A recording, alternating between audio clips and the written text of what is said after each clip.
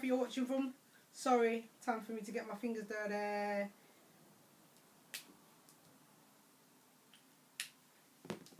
I'm Claire Anyam, Osigwe, BEM, a doctor and all that good stuff. I'm a writer, director, beauty entrepreneur and a self-development enthusiast. Lock it down.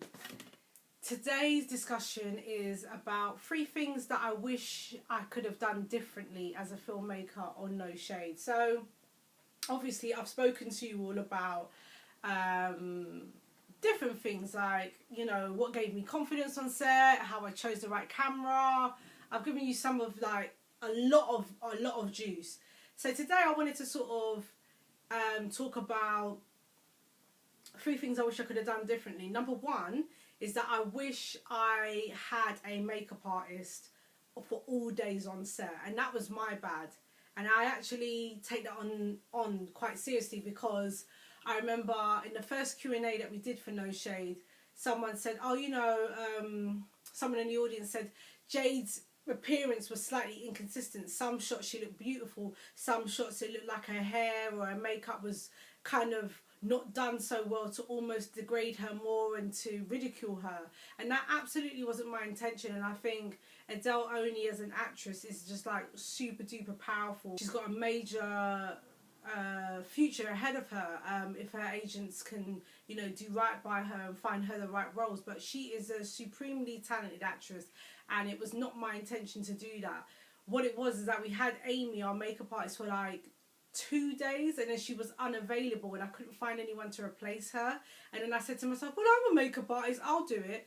But how can I be a makeup artist, the writer, running around? There was just so much for me to do. So I was basically doing like minor touch-ups, and my actors were doing their own makeup. And obviously there's going to be a dramatic shift in application from a trained makeup artist to, you know, Joe Blogs at home doing their own makeup. Like now, today, I've done my own makeup in it. Mine are like really natural. I'm a lipstick girl, so as long as my lipstick is bold and shows off the shape of my lips, I'm happy. But in terms of if I was to sit in a professional makeup artist chair, and I am a professional, but how you do your makeup and how somebody else does your makeup is 2 different things, unless your profession is that you're a makeup artist. 10 years ago when I worked at MAC, and I worked at Bobbi Brown 12 years ago, and The Body Shop 15 years ago, I was into makeup heavily. So I would be learning all the trends and doing it all deep like that. Now, I'm 35, mother of a 15-month-old, wife, whatever. It's not that I've let myself go, but I really love my natural skin. So I like to let it breathe. So I don't put on heavy makeup. I use a tinted moisturiser. And there is a difference, like I said, in your makeup kit when you're doing your makeup for yourself than how you're doing it on screen. So screen makeup will be a lot more heavier, and it needs to be matte and not so shiny, and it needs to be a lot more defined. And obviously Adele is not a makeup artist, so I apologise for letting her down in that respect. And I would absolutely make sure that no matter what, I had a makeup artist on set every single day, because it shows when a makeup artist is not there. So that's tip number 1. Make sure you have a makeup artist on set all day, every day.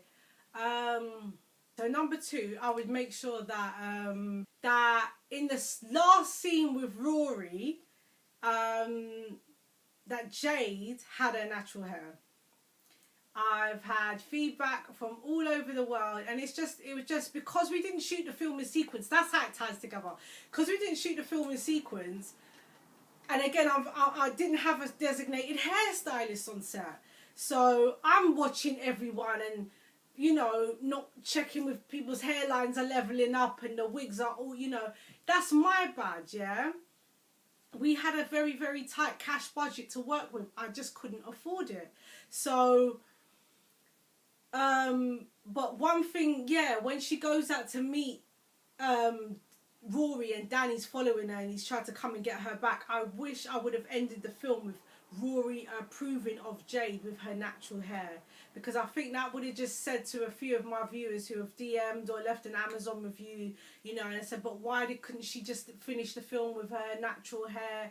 Why does he have to accept her? Look, there's pros and there's flips to everything, yeah. One side could be that at the end of the day he could look past the wig or the weave, and most of our men will do that. I have natural hair I have clippings that I add so that I don't have to colour my own hair.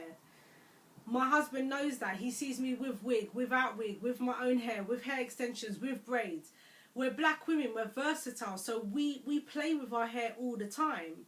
But obviously, because people want that Todorovian equilibrium, disequilibrium, and then an equilibrium at the end, they want that journey of, okay, it all comes full circle, and in the end she's loved for her and her natural hair. So I get that, and I think kudos to I just love you all for even having an opinion.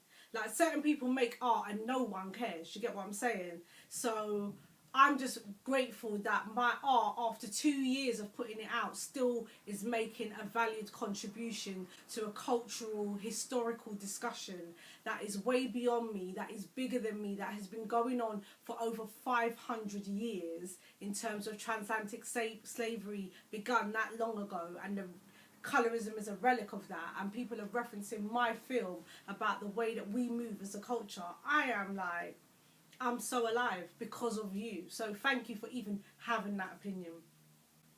And number 3, things that I would do differently on set. Or okay, here's one secret that I've not shared on camera.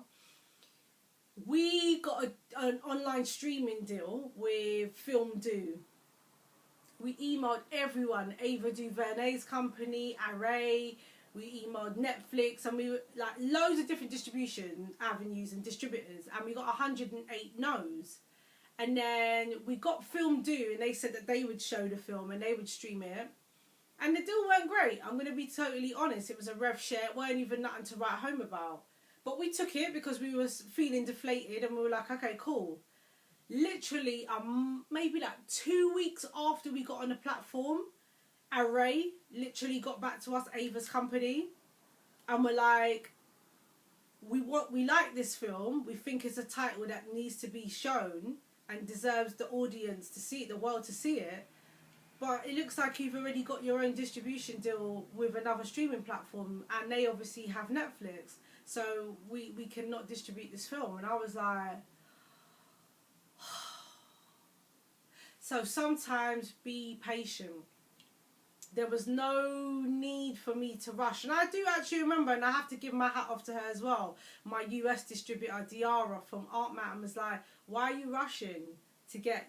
And that's a part of my spiritual journey that I'm learning, that I overthink, overwork, and therefore sometimes I rush into things, and then I end up having a few regrets later. So that's something I've absolutely learned. Like, this distribution game is a long game, you know. Like, they've got the US rights. Out Mountain have got the US rights for 5 years. Like, that's a long time. When they came to me with a deal, they came to me with a 10-year deal. I was like, you want my film for 10 years? Ooh, let's do 7. And then they were like, And I was like, well, you know what? Let's do 5.